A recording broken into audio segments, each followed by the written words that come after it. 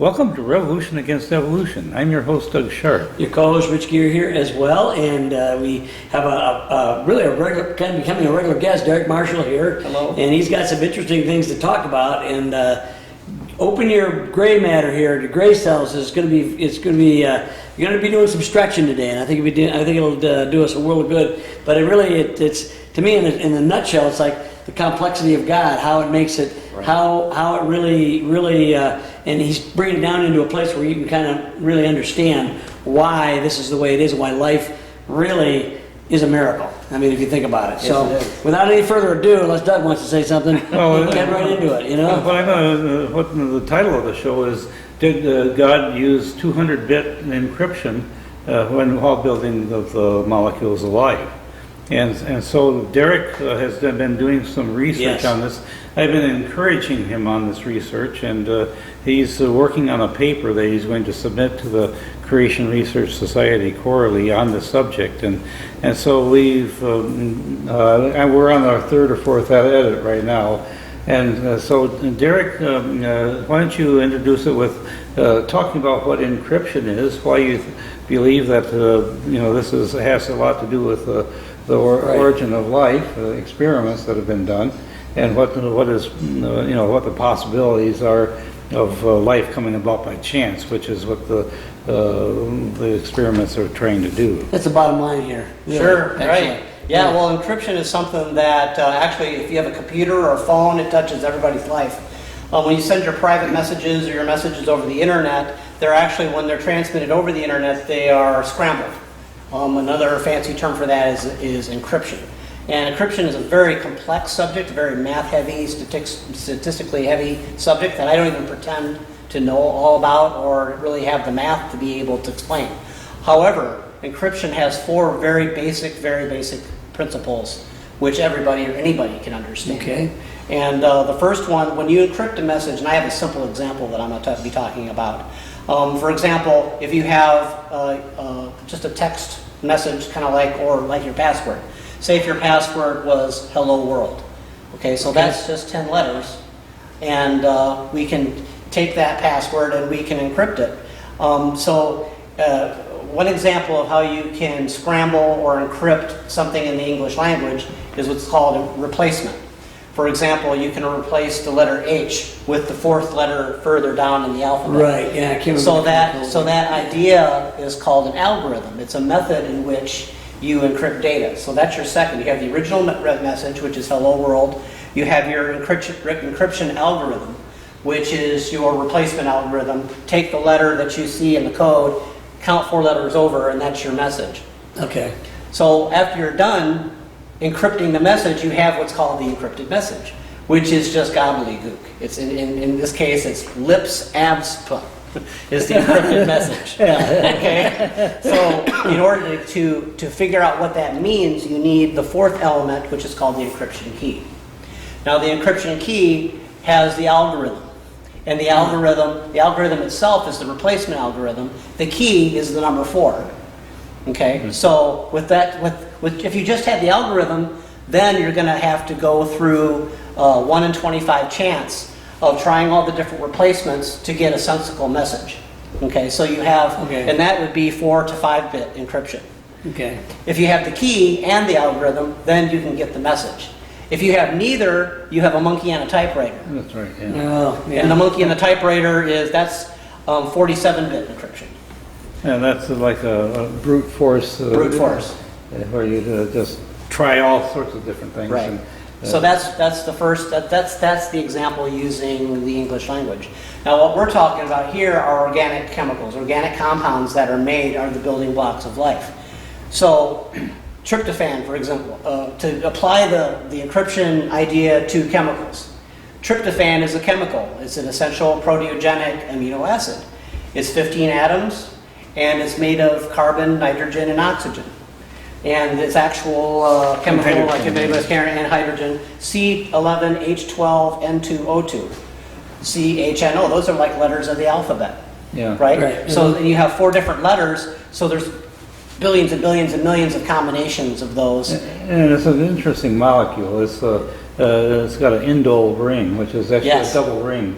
as a double ring. It has a hexagon and a pentagon ring, and it's got a nitrogen in that ring. We're actually going to talk a little bit about those ring structures, because that makes it, Doug is saying, that makes it special, it makes it harder to make.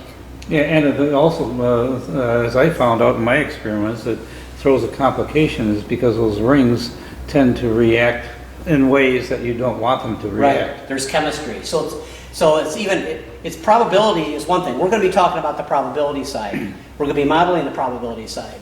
And that works very well, but there's also chemistry, as the chemist is saying. There's chemistry that, so just because it's probable or it's favorable for a molecule probabilistically to be made, chemically it may not be favorable at all, and it won't happen. Yeah. It's not going to happen. So the encryption algorithm that we know for tryptophan or for a lot of stuff, for example, if you want to combine nucleotides, and Doug could speak probably better to this, to form RNA or DNA, RNA itself, the way that it's put together with its 3 RNA codons among the 4 possible, the U, G, A, C, that is a encryption algorithm that has a algorithmic bit strength. The DNA and the RNA are the code for making the proteins. And so it takes this code, reads it, and then provides the chemistry to put all these amino acids together in the proper order to make the proteins do what they're supposed to do. So there's 20 that can be made. Right, yeah. Right? Yeah, so that's approximately 4-bit encryption if you have the code, if you have the algorithm. So, but you're saying like the DNA has the code, or it is Right. the code. Okay, it's built in to the program to have the code, which is kind of amazing in and of itself. That's But right. okay, so So you need the DNA to make the proteins, you need the proteins to make the DNA, but that's another problem. Right. It's another So the commitment. encrypted message is your entire, all the chemistry in your entire body, which is a whole lot, right? That's To all. make, when someplace in your body, some DNA or RNA is being formed. So the key is, the encrypted message is the total chemistry. The key is that RNA codon sequence and it being communicated and executed properly. That's how you apply encryption to the building blocks of life. Encryption is a big biblical principle. I bet you didn't even know that. I did not know that. I didn't know that either. Do explain. I did not know that either. Yeah. And this is heavy. This is really heavy. I don't even get into, I don't even scratch the surface of this. But we'll just talk about the topical things. There's a scripture that says the seed is the word of God. Now the seed is like an encryption key. You take this little key and you put it into the ground, which is the encrypted message, and you get the message, which is life. Right. That's pretty straightforward. to I understand. haven't had any chemists duplicate that either. You know, to encapsulate some chemicals and then stick it in the ground and have it grow. That's a good point. You just can't pour a bunch of chemicals in the ground Doesn't work. and have them sprout up anything. That just doesn't work. But I've got some of those filiary seeds that have been sitting around for Spirals, about yeah. 20 years, and They still work. They still work, and then you still can plant them in the ground. So. Yeah, those are encryption keys. Those are keys. And we're talking about seeds. The parable of the sower, which is Luke 8:4 through 18. If you read that verse of that passage, the seed requires depth of earth for it to take and for it to sprout or to bear fruit, and which is the Good message soil. of life. And here's the one that got me. Even Christ was encrypted, literally encrypted. He was put into a crypt. He was put into a, right? Well, yeah. I Yes. guess. Okay. Yes. And 1 Corinthians 15:4, Christ was planted in the earth, died, and rose to life on the 3rd day. Yep. So he was like a seed planted into the earth. That's very typological. That's pretty much all through the scriptures about that. Yeah, that is just a powerful, It's, wonderful it's, scripture that Christ was encrypted. In fact, one of the amazing things, yeah, he has said, unless the seed goes into the ground, The seed has to and die. unless the kernel of wheat goes Right. into the ground. And interestingly enough, when he rose from the dead, all the Israelites were waving the first fruits in front of the Lord. That's the whole thing about the seed going into the ground is just symbolic of the resurrection. I love It's that. really, really Absolutely. powerful. And interestingly enough, they celebrated on the first day of the week after the Passover. I love it. Yeah. And what's even more impressive is they actually celebrated with the first of the first fruits. I don't know how they calculated it. Maybe it was, I'm not Jewish in that sense, so, and I may have got this wrong, but as I understand it, they would store the ones that broke the ground first. But the first of the first fruit must have been registered or something. That was waved first. Mm-hmm. That was the first one. That was when Jesus was rising from the dead. They're waving the first fruit. Yep. That's quite That's a beautiful. So that's The quite a next one point. is the most important. Yeah. Christ, yeah, and encryption is a biblical principle. Christ holds the keys to death and hell. So you can find that in Revelation 1:18. A key is required to be released from the bondage of death and of hell. Christ alone has that key. It's like we're using the language of encryption, because if you become part of the message, being if you're buried and you don't have the proper key, you're going to stay in the ground. Whereas Christ was able to be buried and arise from the ground because he had the key, which is the word. The seed is the word. He took his life up himself. He was able to do it himself first to show you. I love that. Yeah. Okay, so this is something we were talking about before the show. We're going to compare the English alphabet to the periodic table of the elements, which is I was even amazed at the comparisons. The structure of the English alphabet, 26 letters, right? Everybody knows that. 5 to 6 vowels are used among 5 or 6 vowels are used in just about every word. There's examples of words that don't have vowels, but there's pretty rare. Every word pretty rare. Rhythm is an example of a word that doesn't have a vowel, but most words have vowels. Unless you consider Y, because Y is considered a vowel. That's why I said 5 or 6. I knew you were going to say that. Yeah. And then there's Sometimes W's CWM. Yeah, sometimes W's are used as a vowel. Are they? Very Okay. rare, but cum is one of them. Yeah, that's a glacial valley. Okay, that's a proper name. CWM. Yeah. CWM, yep. So anyway, And then also the complexity of the English language is how many ways the 6 letters can be, the 6 main letters of the vowels can be combined with the other 20 consonants to form words and to form spoken language. And all this was designed by man or men or mankind or people. Right, sure, yeah. Just somebody or some group of people got together, and I'm not sure what, Rich maybe know more about that than I do. And then now we're going to compare the structure of the organic table. 18 elements in the first 3 periods of the periodic table of life. Typically, you see the first 10, but also there's 18, and as Doug has pointed out, there's other elements that are also used in the structure of life. But by and large, it's the first 18, which are in the first 3 periods of the periodic table. So you have 18 elements as opposed to 26 letters. You don't find praseodymium used in life. Right, I looked that one up there. That was a good one. Wow. No, I consider myself, I'm getting more and more knowledgeable of the periodic table because a lot of my work is based on it. He caught me with that one. I was like, wow, what element is that? It's like, it's there. So I like that message that he sent with that. Okay, so you have the 18 elements in the first 3 periods. 5 or 6 of those elements are used in most organic compounds. You get your copper, your nitrogens, your oxygens, those. Those are the vowels in the organic period table of life. The complexity of organic chemistry is how many ways these 5 to 6 elements can be put together. They're like letters of a word. They can be put together in billions and billions and billions, quintillions of combinations. Yep. With the other 12 molecules to form biological, life-giving molecules. And we say this is designed by God. This is potential design type of thing that we're talking now. As an engineer, I'm hearing design ideas. Yep. So let's continue on here. Did God design the periodic table of the elements?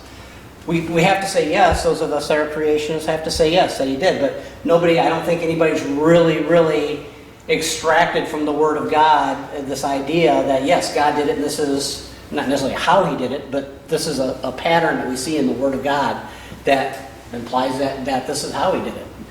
I have qualitative reasons. I've known these qualitative reasons for a long time. They're very, very basic. You can get technical on each one of them.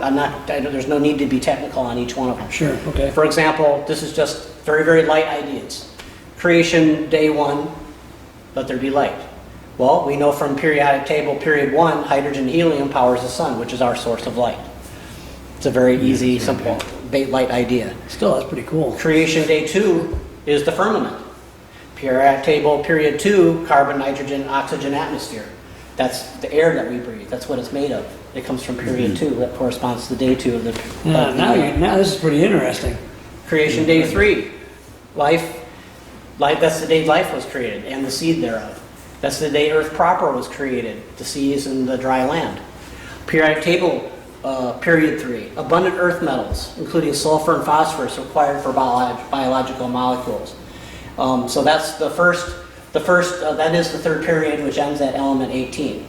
I can carry this idea actually further, and with the idea that the first d orbital, which resides on the fourth period, actually contains 10 elements that actually have what's called the principal quantum number of 3. The principal quantum number 3 is what characterizes the third period of the periodic table. There's 10 elements of the fourth period that actually also have principal quantum number 3.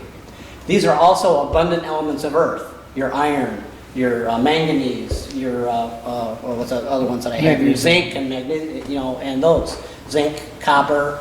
These are abundant elements of Earth.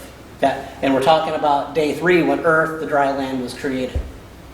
Yeah, iron is used in. And iron, obviously, that's a huge one. It's used in your blood. I was just saying that's yeah. Yeah, and There's a lot magnesium is used in chlorophyll. There's a lot of iron in the Bible. The Hemoglobin. rod of iron. Qualitative reasons, great. Love them. I've had those, I've known those for a lot of years. Quantitative reasons. So the qualitative reasons, I don't expect anybody to say, oh, that's just 100%. They're really neat. But there's quantitative reasons. There's reasons that you can put numbers on and you can graph and that you can show. Well, the first one is, this one I just learned. I just learned this one in my own research. The word in Genesis 1:2, moved, when God moved above the waters, the Spirit of God moved above the waters. That is actually a Hebrew word for shake or flutter or oscillate.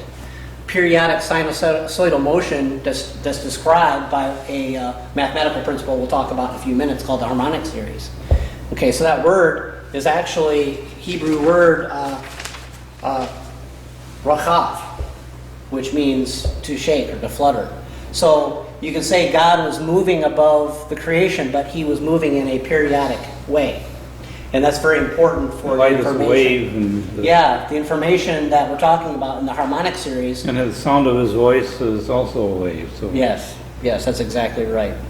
So, and this is really a super important and beautiful picture of how he creates.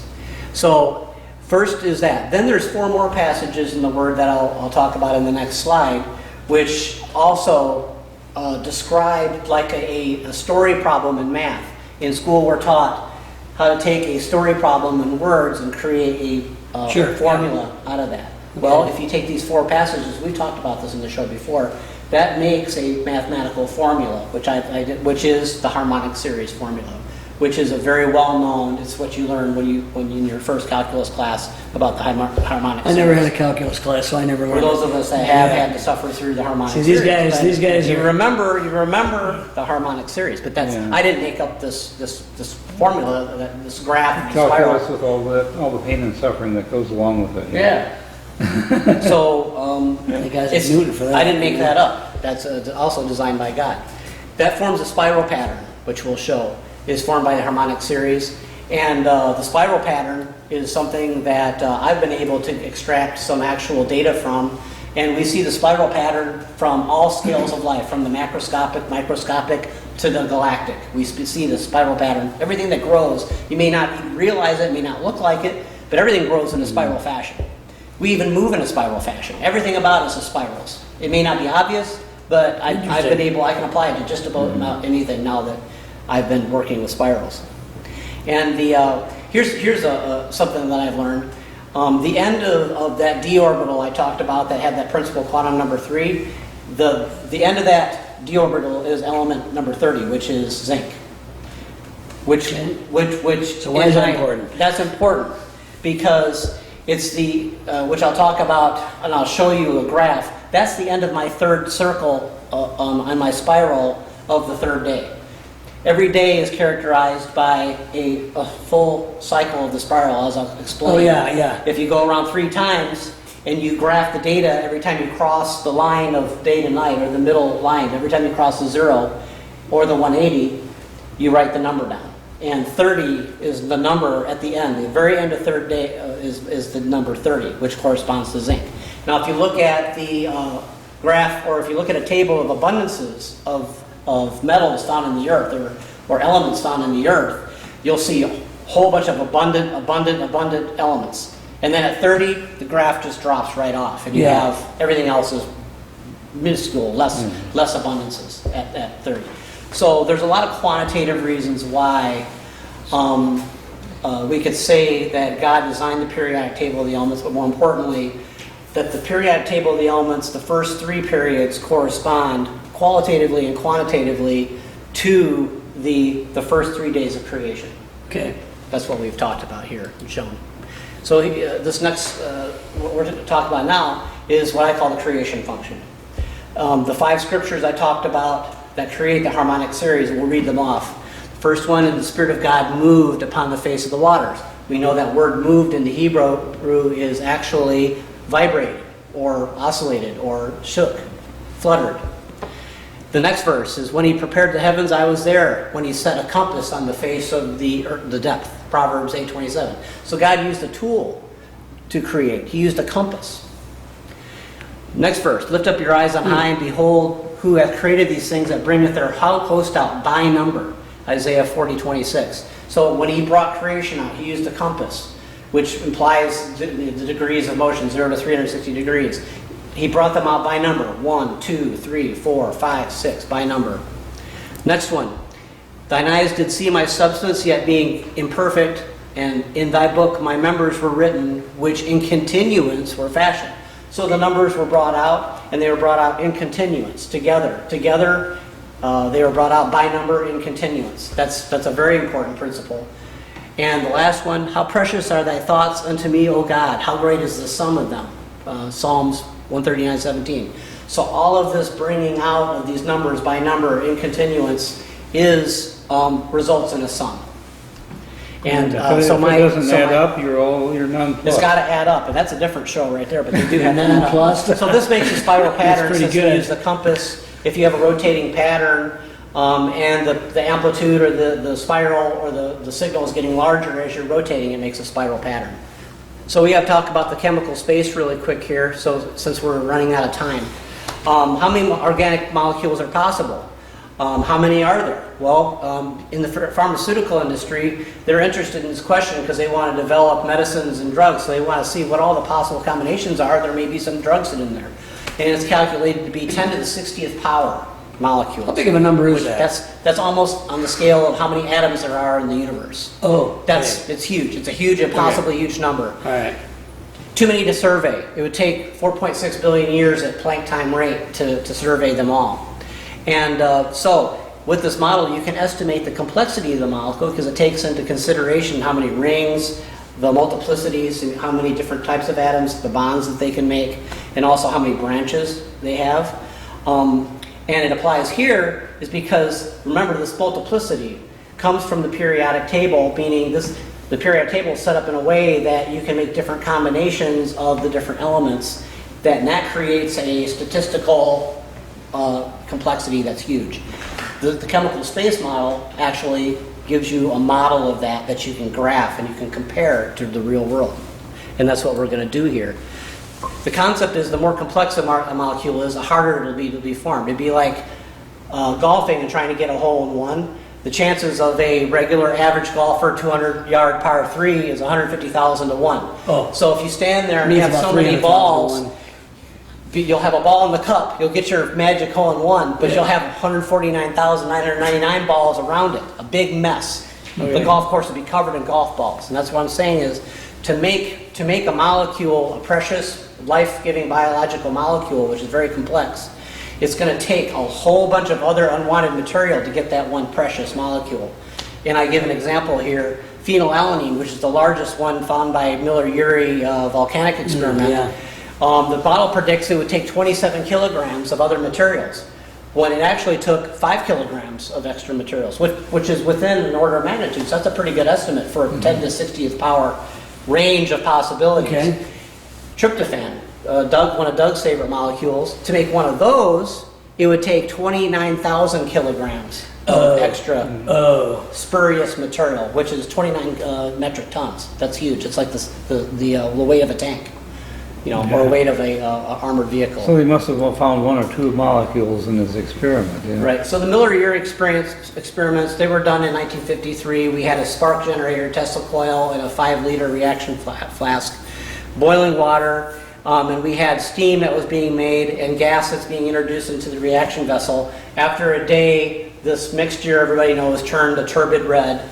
And what happened is a lot of the product that came from these experiments, 3 different ones, was actually stored and was retrieved. It was and we were able to analyze, not we, but they were able to analyze this with more up-to-date chemical analysis equipment.